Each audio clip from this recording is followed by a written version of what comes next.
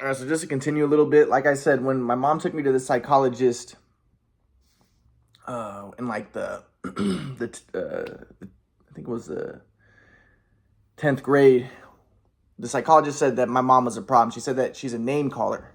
She said that's a big problem, and it's true. And what's interesting is, I remember my freshman year of college, I was visiting my grandma and grandpa in Kauai, and my grandma and my grandma was saying that she didn't like my mom, and my grandpa didn't like my mom either. And I was like, why do you guys not like my mom? They're like, well, she's a name caller. And I was like, huh? But I thought that they didn't like her because they were being like anti-Semitic or whatever.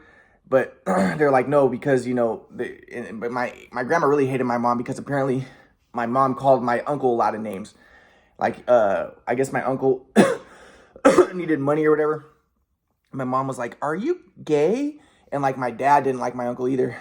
My uncle told me a story that when I was a little baby, my dad was at our house and my dad threw a water polo ball into his face and he tried to get in a fight with my dad. And I remember one time when I was like 10, I won an AU national championship and all that. And my uncle came over and he was like, yeah, to be in the NBA, you got to be really tall. I don't know if Ryan's tall enough for, something like that. My dad was like super pissed. But my mom apparently called my uncle a lot of names. And I remember my mom said that to me too. My mom would be like, yeah, your uncle's a loser. Uncle Amos, he's a loser. They wouldn't even let him in the army, and to not be allowed in the army, you have to be really a loser. He's like a drug addict and a big time loser. So my mom would always talk trash about my uncle. But now it's ironic because now I think my mom, because probably my uncle doesn't like, because my uncle hated my mom and dad. But now my mom is like, oh, I like your uncle because I'm the only one in the family that everybody threw to the side.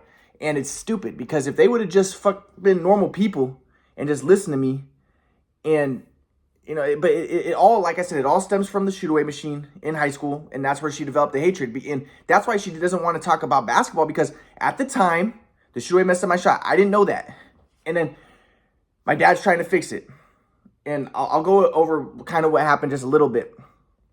But then I needed my I need my dad's help, but then my dad's like, I give up. I can't help you. And then I'm like, Dad, I need your help. And I did need his help. So I'll go over this in a minute. But, then my grandpa comes in. He's like, well, Ryan, you can't make things happen. You have to accept no for an answer. And, everything's the flow and you can't force things. And, you can't that you're trying to get your way, but you got to be in the flow. And in the flow, you're not getting your way. You have to learn to accept bad calls. And, let's say your dad's making a bad call. Well, you have to learn to accept it.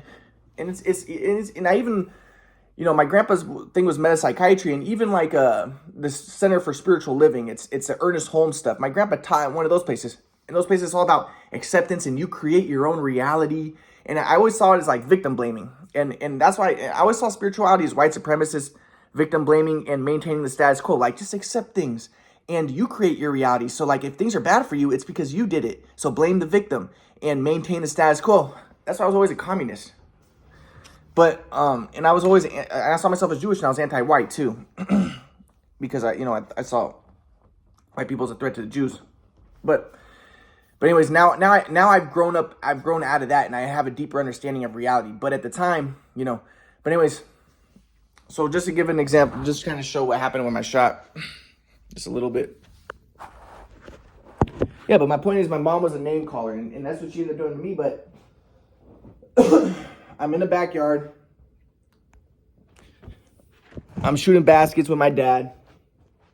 My dad would always pass me when I'm younger. And I'm not going to go into details about how good shooters shoot. But I would just, I'd be doing automatic, catching it. Automatically, my left leg would be pointed out. And my dad didn't know that. It's because I'm just automatically moving into shots. I'm just doing things automatic.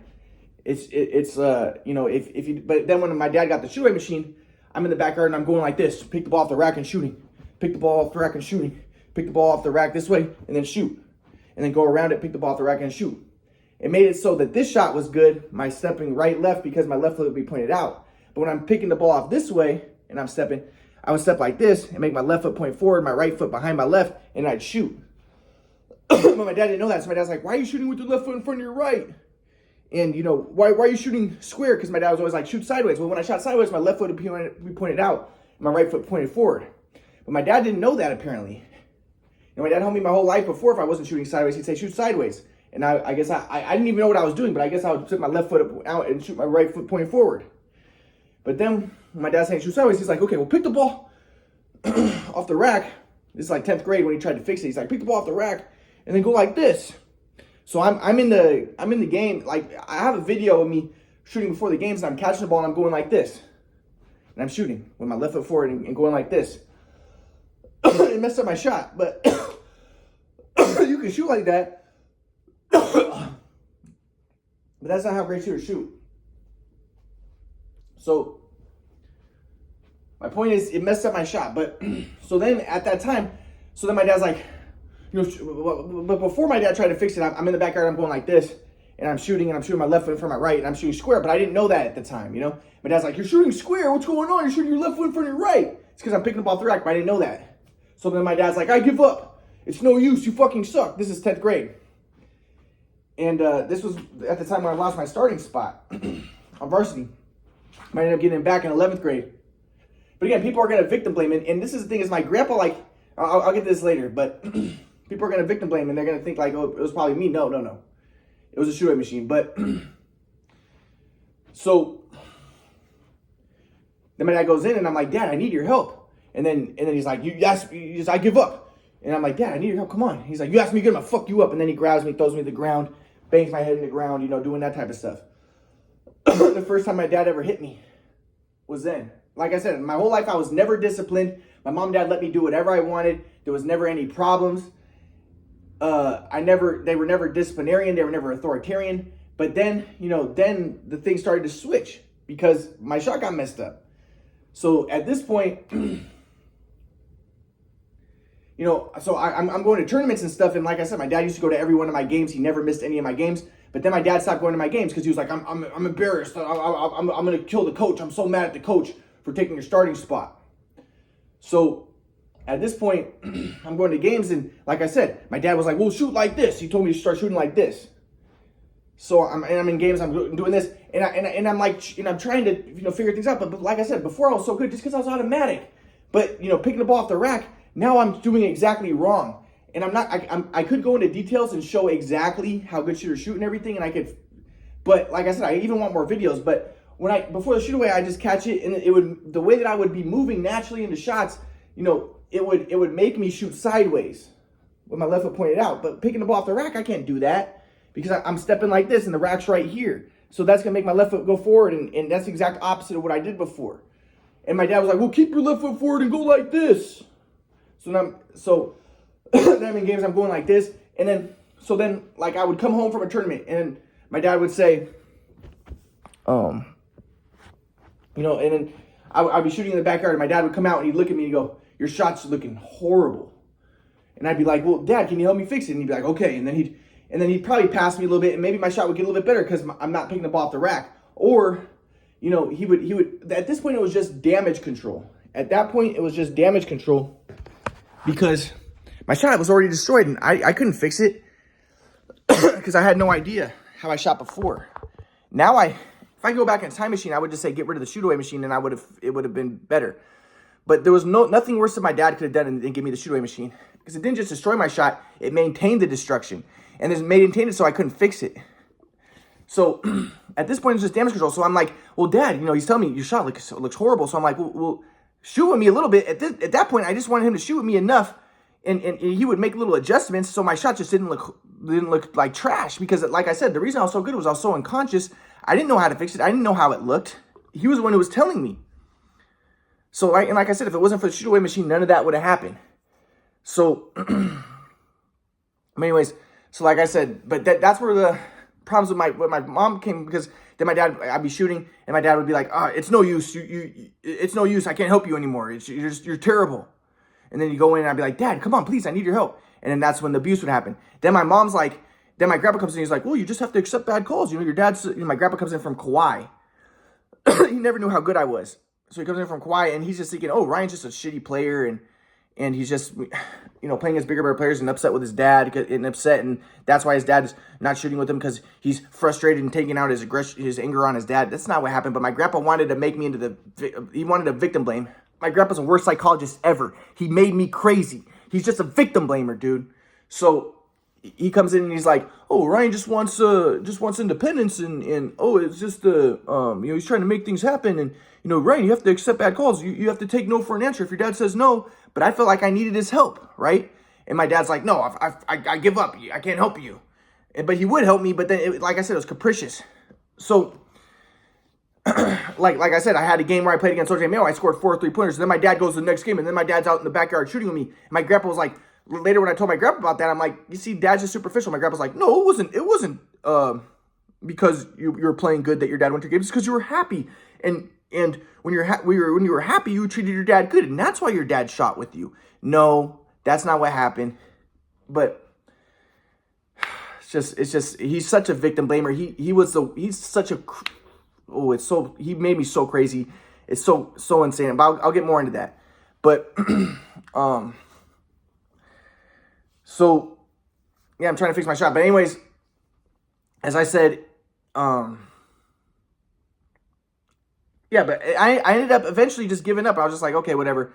He can't help me. My shot's messed up. I ended up playing basketball at UCSD, but my shot was messed up. I ended up quitting my sophomore year. And then my dad, and at that point, I stopped talking about basketball. And my dad came to visit me before that, and we had Thanksgiving dinner. Everything was fine, for a little bit. He visited me maybe like 3 times in college, and everything was fine. There was no problems.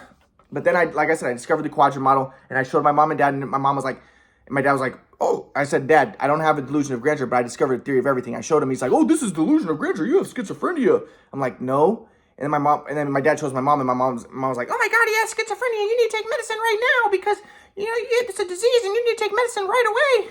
And I was like, no, I don't have schizophrenia. So I yelled at them and I told them to get out of here. And then, to this day, yeah, I'll get to this more later. But my point is, after this,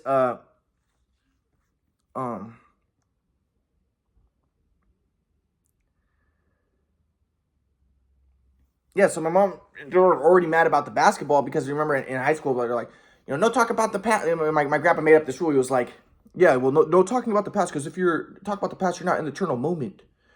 And so he just didn't want me to talk about the abuse. But later, my grandpa would even say, when I wanted to get my basketball videos, he's like, yeah, that's fine. He said, there's nothing wrong with getting basketball videos, because that could be expanding your consciousness and it's expanding your awareness. And it could be good to look at the basketball videos and study them and stuff. But when I tried to, when my mom sent me to my aunt's place, my aunt's like, your mom says you're schizophrenic because you're stuck in the past. And why do you want basketball videos? Is it because you want your dad?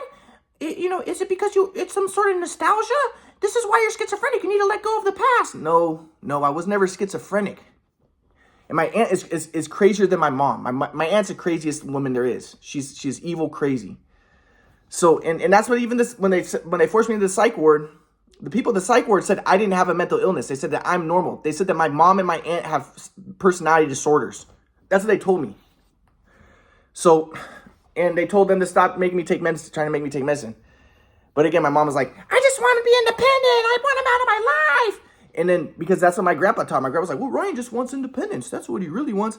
But anyways, so, yeah, my grandpa made things so much worse. He made everything like 1,000 times worse. So,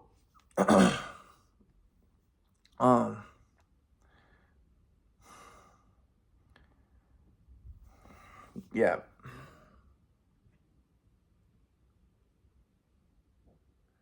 But anyways, like I said, my grandpa stopped teaching me at like 2014 because, again, what happened again was he started teaching me again because I started to take on his teachings. And I'm like, I wrote that based on a true story book. I'm like, it was because of me. It was because of my software that the bad things happened. Probably, it's because my grandpa's whole, what Ernest Holmes teaches is you create your reality. But my grandpa would try to make it more rational, less new age, more rational. He'd be like, you don't create your reality, but, your software, invites experiences, but you don't actually create the reality. But that's not what the new age people taught. That's not what my grandpa's teacher, Dr. Hora, taught. He taught you actually create the reality.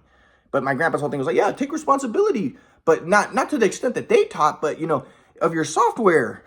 So he's like, yeah. So I'm trying to like take responsibility for my software. So I'm like, the reason why things went bad was because I probably had inferior software, and I'm trying to basically victim blaming myself. But my grandpa's like, this is good.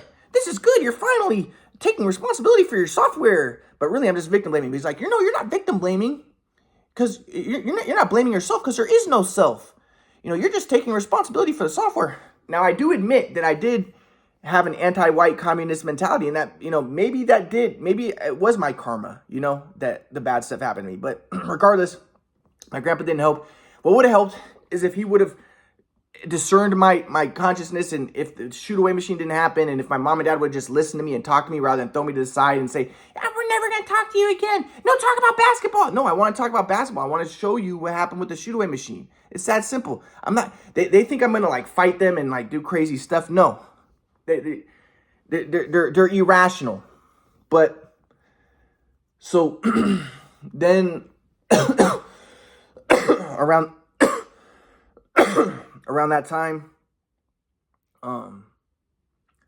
like 2015, like I was talking to my grandpa. My grandpa's like, again, he's trying to make me independent. He's like, Warren Buffett, he doesn't give any money to his kids, because it's important to just work. Because when you work, you're a part of the anti-entropic rewarding function of the universe.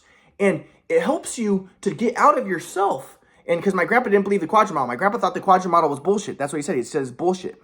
So he thought there was just an ego strategy I was using because I had a fragile ego. And I was trying to get my mom and dad to continue to take care of me. Even though my mom and dad... So I'm like, dude, grandpa, you're the problem. You're the one... And so then my mom and dad are like, yeah, we just want him to be independent.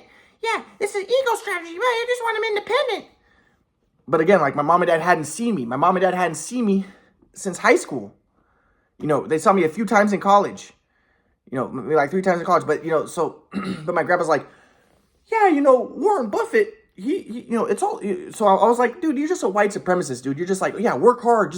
That's all that matters. Just work hard and go all out and just work. No, what helps a lot is having your parents having support and having people not victim blame you and having people not put you down. And like my grandpa was, it was driving me crazy. My grandpa didn't know about the shooting machine. My grandpa was just he thought that I was just a shitty player who, was frustrated because I was playing against bigger, better players. And then my dad started beating me up because I was being mean to him. That's not what happened. It was a shoot-away machine, messed up my shot, trying to fix it. My grandpa didn't know shit. He came from Kauai. He didn't know anything. So, but my grandpa's like, yeah, and plus because he's trying to tell me to get a job now. This is like 2018. He's like, the hero's journey. And I'm like, Grandpa, I discovered the theory of everything. Help me get the quadrant model out. He's like, there's no evidence you discovered the theory of everything. I'm like, there's no evidence. I have tons of evidence. But I wanted to show him. But he's like, I'm not interested. And he didn't know how to use the computer. He didn't know how to use Facebook to look at my stuff. He didn't know how to go through my stuff. So it's like, there's no evidence. There's evidence that everything is energy. All the evidence points to everything is energy, and we're in an anti-entropic rewarding function going toward moving toward increasing complexification and moving toward the next stage of evolution. And I'm like, dude, there's no evidence for that. I have a ton of evidence for the quadrant model. What you're saying, yeah, there might be evidence for it, but it's just your opinion. It's not that special. It's new age modernism type of stuff. Because he tried to make things so rational, but also new age at the same time. He didn't want to be seen as crazy, so he tried to make it rational. So you don't really create your reality, but you have to take responsibility for your software. It's just like, it was just mumbo jumbo. So my grandpa's, but he's like, you need to get, if you get a job, then, you're part of the anti-entropic learning function, and you're part of the hero's journey, and this helps you to evolve, and this helps you to, and I'm like, and he's like, basically he's trying to say like, your mom and dad shouldn't take care of you. They shouldn't give you any money because that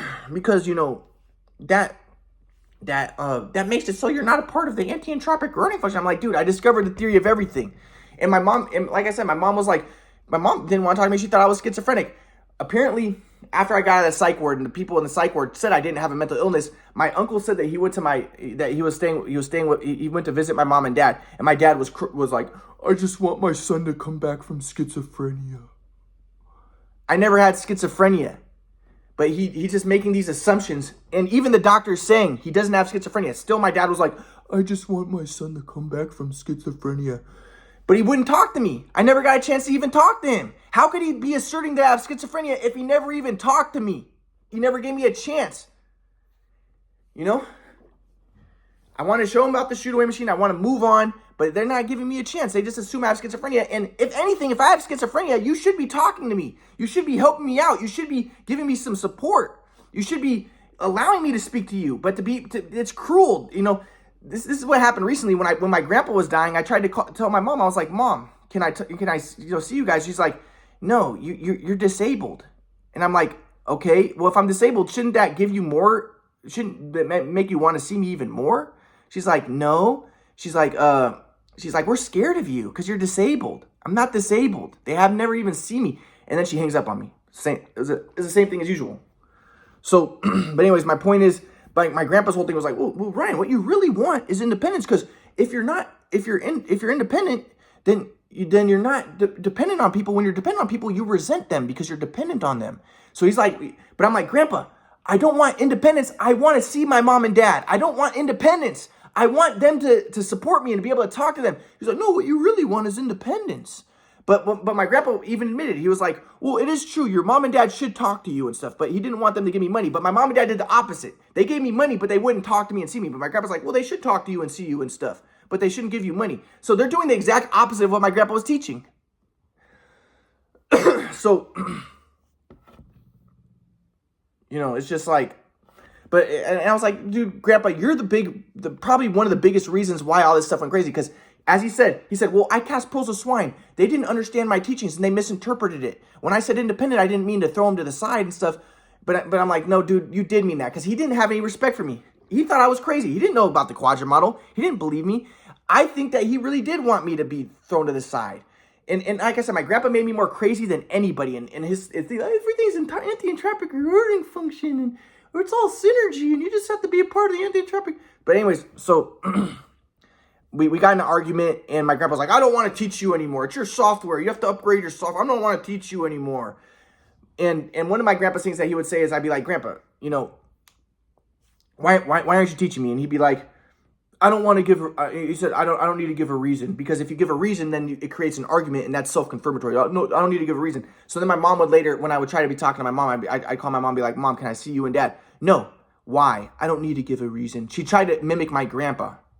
It's just like, it's just crazy, man.